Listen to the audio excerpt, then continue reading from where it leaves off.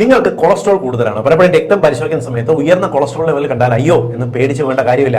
നിങ്ങൾ പോയിട്ട് വെറും വയറ്റിലെ ലിപ്പിഡ് പ്രൊഫൈൽ എന്ന ടെസ്റ്റ് പരിശോധിച്ച് നോക്കുക. ലിപ്പിഡ് പ്രൊഫൈലിനകത്ത് പ്രധാനമായും 4 ഘടകങ്ങളാണുള്ളത്. ഒന്ന്, ടോട്ടൽ കൊളസ്ട്രോൾ ഉണ്ടാവും, LDL ഉണ്ടാവും, HDL ഉണ്ടാവും, ട്രൈഗ്ലിസറൈഡ്സ് ഉണ്ടാവും. ഇതിനകത്ത് ടോട്ടൽ കൊളസ്ട്രോൾ ഓൾറെഡി നമ്മൾ ഉണ്ട് എന്ന് കണ്ടിട്ടാണ് ബാക്കി നോക്കുന്നത്.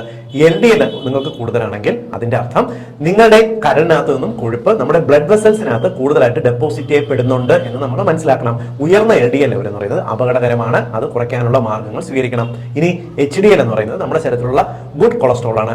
നിങ്ങളുടെ ശരീരത്തിൽ HDL ഉയർന്ന ലെവലിലുണ്ടെങ്കിൽ നിങ്ങൾ ഭയപ്പെടേണ്ട കാര്യമില്ല. അത് ചീത്ത കൊളസ്ട്രോളിനെ സ്വയം കുറച്ച് നിർത്തി രക്തക്കുഴലിന് ഡാമേജ് ഉണ്ടാകാതെ സംരക്ഷിക്കും.